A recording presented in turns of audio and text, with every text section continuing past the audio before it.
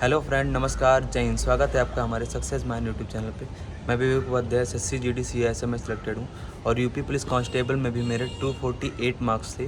तो आज हम जीएस के ऊपर बात करने वाले हैं कि आप जीएस में 30+ स्कोर कैसे करें। मैंने जीएस में 31 क्वेश्चन किया था। तो आज मेरे द्वारा बताए गए इम्पोर्टेंट चैप्टर्स और मेरे द्वारा बताए गए इंस्ट्रक्शन को आप फॉलो करेंगे तो निश्चित ही आप पेपर में 30+ स्कोर करके आओगे। तो आज मैं इस वीडियो में sectional wise, subject wise important chapters के नाम लेकर आया हूँ और कितने सब्जेक्ट से कितने क्वेश्चन बनते हैं ये भी मैं आज बताने वाला हूँ।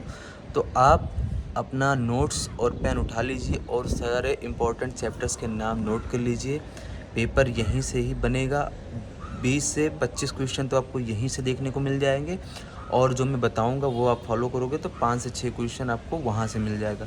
30+ आप निश्चित ही करके आओ। तो चलिए शुरू करते हैं वीडियो को। अगर वीडियो पसंद आया तो आप लाइक और सब्सक्राइब ज़रूर कीजिएगा। तो चलिए शुरू करते हैं। सबसे पहले बात आए हिस्ट्री की, तो हिस्ट्री में आते हैं 4 से 5 क्वेश्चंस। उसके बाद फिर जियोग्राफी में आते हैं 3 से 4 क्वेश्चन। फिर आता है पॉलिटी में आता है 4 से 5 क्वेश्चन। उसके बाद फिर इकोनॉमिक्स में आते हैं 3 से 4 क्वेश्चन।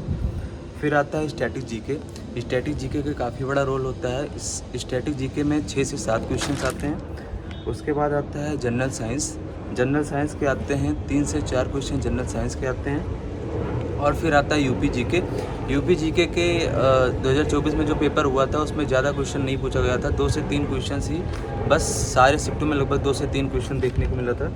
उसके बाद आता है करंट अफेयर रहता है। करंट अफेयर का कम से कम 2 से 3 क्वेश्चन करंट अफेयर के भी रहते हैं। उसके बाद आता है साइबर सिक्योरिटी के क्वेश्चन भी देखने को मिले हैं। 2 से 3 क्वेश्चन वो भी मिलते हैं। उसके बाद कंप्यूटर एंड टेक्नोलॉजी, इसके भी 2 से 3 क्वेश्चन देखने को मिलते हैं। तो अभी हम बात करने वाले हैं कि इम्पोर्टेंट चैप्टर्स के बारे में, कि हिस्ट्री, पॉलिटी, इकोनॉमिक्स और इन सब में जो जो इम्पोर्टेंट चैप्टर्स हैं जिनसे बार बार क्वेश्चन रिपीट होते हैं, मैं आज उन चैप्टर्स के नाम बताने वाला हूं। अगर आप इन चैप्टर्स को पढ़ेंगे तो निश्चित ही आप अपना एग्ज़ाम में बेस्ट से बेस्ट करके आएंगे और अपना सिलेक्शन, अपना एक पद श्योर करेंगे। तो चलिए आप नोट्स और पेन ले लीजिए और अपना इम्पोर्टेंट चैप्टर्स के नाम नोट कर लीजिए। तो हिस्ट्री में मैं अगर प्राचीन भारत की बात करूं तो प्राचीन भारत से जो बार बार क्वेश्चन रिपीट होते हैं वो है बौद्ध धर्म। दूसरे नंबर पे आता है जैन धर्म।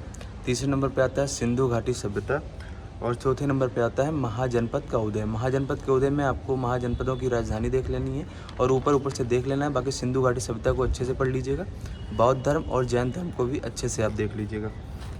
उसके बाद मध्य भारत में आपको ज़्यादा पढ़ने की आवश्यकता नहीं है। आप बस मुग़ल काल को पढ़ लीजिएगा। मुग़ल काल में इम्पोर्टेंट पढ़ लीजिएगा। उसके बाद सल्तनत काल को पढ़ लीजिएगा। उसके बाद बात आती है आधुनिक भारत की। तो आधुनिक भारत में आपको पढ़ना होगा 1857 की क्रांति। उसके बाद बंगाल पर अंग्रेज़ों का आधिपत्य और फिर तीसरे नंबर पर आता है अंग्रेज़ी शासन के विरुद्ध महत्वपूर्ण आंदोलन। इन सबको आपको एक बार देख लेना है। आपको डेट देख लेनी है और इम्पोर्टेंट इसमें क्या हुआ था आंदोलन में, क्या किस लिए आंदोलन किया गया था, ये आपको देख के चलना है। और उसके बाद में आता है फिर कांग्रेस के महत्वपूर्ण अधिवेशन, इससे भी क्वेश्चन ज़्यादातर बनते हैं।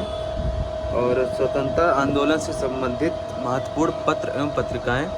और सबसे ज़्यादा क्वेश्चन आपको आधुनिक भारत से ही देखने को मिलेगा। तो आधुनिक भारत को आप अच्छे से पढ़ लीजिएगा। गांधी युग को आप अच्छे से पढ़ लीजिएगा क्योंकि सबसे ज़्यादा क्वेश्चन अभी देखने में आता है तो आधुनिक भारत से ही देखने को मिलता है, इतिहास से। बाकी इतिहास में आपके लिए इतिहास इतना मतलब इम्पोर्टेंट मैंने बता दिया है। लगभग ज़्यादातर क्वेश्चन यहीं से भी बनते हैं। बाकी जीएस का आप जानते हैं, कुछ कह नहीं सकते हैं। अगर आप इतना पढ़ेंगे तो लगभग अगर 5 क्वेश्चन आया तो 3-4 तो आप कर ही जाएंगे। उसके बाद बात आती है जियोग्राफी की। जियोग्राफी में सबसे पहले आपको पढ़ना है पड़ोसी देश मतलब भारत की सीमाएं भारत का जो राज्य है वो किस किस देश से सीमा बनाता है, ये आपको बढ़िया से देख लेना है। उसके बाद प्रमुख नदियाँ, जो भी भारत की प्रमुख नदियाँ हैं उसको देख लेना है। उसके बाद प्रमुख बांध और दर्रे। फिर बात आती है सौरमंडल, एक बार पढ़ लीजिएगा चौथे नंबर पे। फिर बात आती है पॉलिटी की।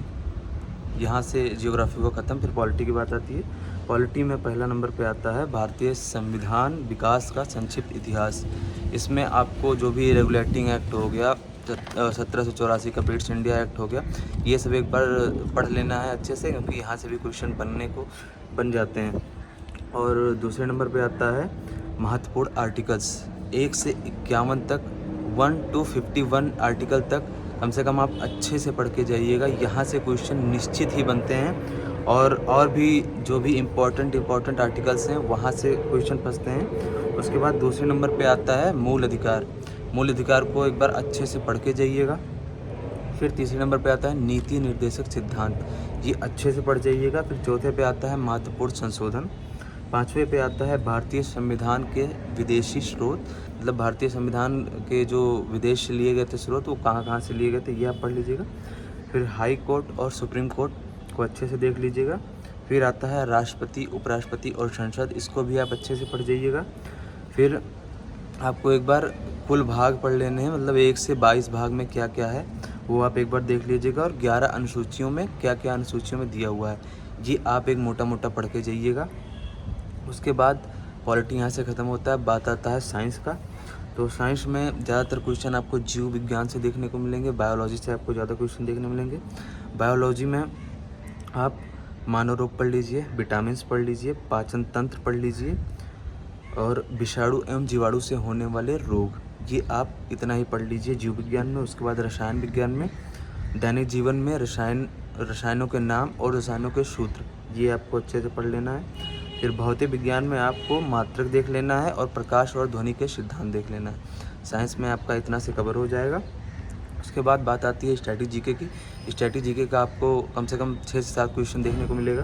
तो स्टैटिक जीके में पहले नंबर पे आता है महत्वपूर्ण दिवस, दूसरे नंबर पे आता है लोक नृत्य, तीसरे नंबर पे आता है प्रमुख त्यौहार, चौथे पे आता है महत्वपूर्ण संगठन एवं उनके मुख्यालय, फिर 5वें नंबर पे आता है देश की मुद्रा और राजधानी, फिर 6ठे नंबर पे आता है महत्वपूर्ण किताबें और लेखक। ये आप अच्छे से स्ट्रैटेजी के पढ़ के जाइएगा, क्योंकि यहाँ से आपको क्वेश्चन देखने को ही मिलेगा। और इम्पॉर्टेंट बुक्स एंड ऑथर तो आप निश्चित ही पढ़ के जाइएगा। तो यहाँ से आपका स्ट्रैटेजी का काम खत्म होता है। फिर आता है इकोनॉमिक्स। इकोनॉमिक्स में आपको पढ़ना है पंचवर्षीय योजना। पंचवर्षीय योजना आप अच्छे से पढ़ लीजिएगा, यहाँ से क्वेश्चन निश्चित ही मिलेगा। फिर आता है जीएसटी, उसके बाद आता है बैंकिंग, और उसके बाद आता है जीडीपी पढ़ लीजिएगा आप। फिर राष्ट्रीय आय पढ़ लीजिएगा, फिर बैंकों का राष्ट्रीयकरण पढ़ लीजिएगा, फिर जनगणना पढ़ लीजिएगा, और RBI reserve bank of India को एक बार पढ़ के जाइएगा। फिर हरित क्रांति और श्वेत क्रांति को एक बार देख के जाइएगा। तो इकोनॉमिक्स का यहाँ से ख़त्म हो गया। उसके बाद यूपी जीके की बात करें तो यूपी जीके में आप यूपी का भूगोल पढ़ लीजिएगा अच्छे से, जैसे यूपी की नदियाँ हो गई, यूपी के बांध हो गए, यूपी के पक्षी विहार एवं वन्यजीव अभ्यारण्य हो गए, प्रमुख मेले हो गए, लोक नृत्य हो गया, यूपी की जनगणना हो गई। ऊपर से एक बार यूपी की जनगणना देख लीजिएगा। उसके बाद एक जिला एक उत्पाद, ये पढ़ लीजिएगा। और यूपी के राजकीय, मतलब पुष्प हो गया, फल हो गया, पक्षी हो गया, ये सब आप एक बार देख के जाइएगा। राजकीय चिन्ह क्या है, ये पिछले बार भी क्वेश्चन बना था और इस बार भी निश्चित ही यूपी का राजकीय चिन्ह क्या है, उससे क्वेश्चन बनने वाला है। उसके बाद करंट की बात करें तो करंट में आप नियुक्तियां पढ़ लीजिएगा, पुरस्कार पढ़ लीजिएगा, खेल और पिछले 6 से 8 महीने की घटनाएं एक बार देख लीजिएगा। और मैं सजेस्ट करूंगा आप करंट अफेयर के लिए मंथली जो कुमार गौरव सर कराते हैं, जैसे जनवरी, फरवरी, मार्च, अप्रैल, इंडिविजुअल जो मंथ का करवाते हैं, वो आप एक बार देख लीजिएगा। क्योंकि करंट अफेयर लगभग अगर फंसना होगा तो यहीं से फंस जाएगा, और अगर फंसाएगा तो सब उसमें फंसेंगे, उसको आपको परेशान होने की ज़रूरत नहीं है। फिर अब बात आती है कि ये सब हम कहाँ से पढ़ें और कितना घंटा दें कि हम अपना जीएस में बेस्ट से बेस्ट करके आ पाएँ। तो जीएस में अगर मैं सबसे बेस्ट बुक की बात करूँगा, अभी तक की सबसे बेस्ट बुक है लूसेंट। अगर लूसेंट आप पढ़ पा रहे हैं तो ठीक है, नहीं तो आप RWA का एलो बुक ले लीजिए। उससे भी आप ये सारे चैप्टर्स जितने मैंने बताए हैं वो एक बार रिवाइज़ कर लीजिएगा।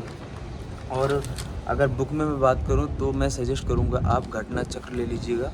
यूपी पुलिस के लिए आता है, वो उससे आपको क्वेश्चन लगभग देखने को मिल जाएगा। लगभग अगर आप घटना चक्र ही पढ़ लेंगे तो आपका 30 प्लस क्वेश्चन तो निश्चित ही कोई नहीं काट सकता। 30 प्लस क्वेश्चन तो आप निश्चित ही करके आओगे अगर घटना चक्र आपने अच्छे से पढ़ लिया। और उसके बाद 3 घंटे में हो गए, 1 घंटा हमने दे दिया बुक को। उसके बाद हमारे बच्चे 2 घंटे में हमें क्या करना है, हमें यूपी पुलिस का री एग्ज़ाम में नवीन सर ने जीएस का प्रैक्टिस सेट करवाया था। 15 से 20 प्रैक्टिस सेट के आसपास में होगा। आप एक बार वो पढ़ लीजिएगा और नोट्स बना के पढ़िएगा, क्योंकि जब आप नोट्स बना के पढ़ेंगे तो वो आपको याद रिवीज़न करने के लिए आसानी होगा। लास्ट टाइम में आप उससे रिवीज़न भी कर पाएंगे और वो आपको जल्दी याद भी हो जाएगा। तो आप 1 से 1.5 घंटा वो प्रैक्टिस सेट कर लीजिएगा और आधे घंटे रिवीज़न के लिए रख दीजिएगा। तो इन टॉपिक्स को, इन चैप्टर्स को कंप्लीट करने के बाद फिर आप विवेक सर एग्ज़ामपुर का जो भी प्रैक्टिस सेट पिछला जो भी पढ़ा होगा यूट्यूब पे, वो आप एक बार देख लीजिएगा। और कुमार गौरव सर का जो भी पिछला वीडियो पड़ा होगा यूपी पुलिस के लिए, वो आप देख लीजिएगा। ये मेरा गारंटी है कि आप 30 प्लस करके आएंगे, 100% मेरा दावा है। अगर आप इतना कर लिया आपने तो आप निश्चित ही बहुत ही बेस्ट स्कोर करोगे। और अगर जीएस में आपने 30 प्लस स्कोर कर दिया तो आपके सिलेक्शन को कोई नहीं रोक सकता है। तो अगर आप इतना करेंगे तो मेरा पूरा भरोसा है कि आप जीएस में बहुत ही अच्छा करके आओगे। तो अगर आपको वीडियो पसंद आई हो तो आप लाइक, कमेंट और सब्सक्राइब ज़रूर कीजिएगा। ये मैंने बहुत मेहनत से आपके लिए बनाया था। और अगर आपको ऐसे कंटेंट चाहिए तो आप हमसे निरंतर जुड़े रहिए। आपको यूपी पुलिस और एसएससी की तैयारी करनी है तो आप प्रॉपर हमसे जुड़े रहिए। मिलते हैं आपसे नेक्स्ट वीडियो में। जय हिंद, जय भारत।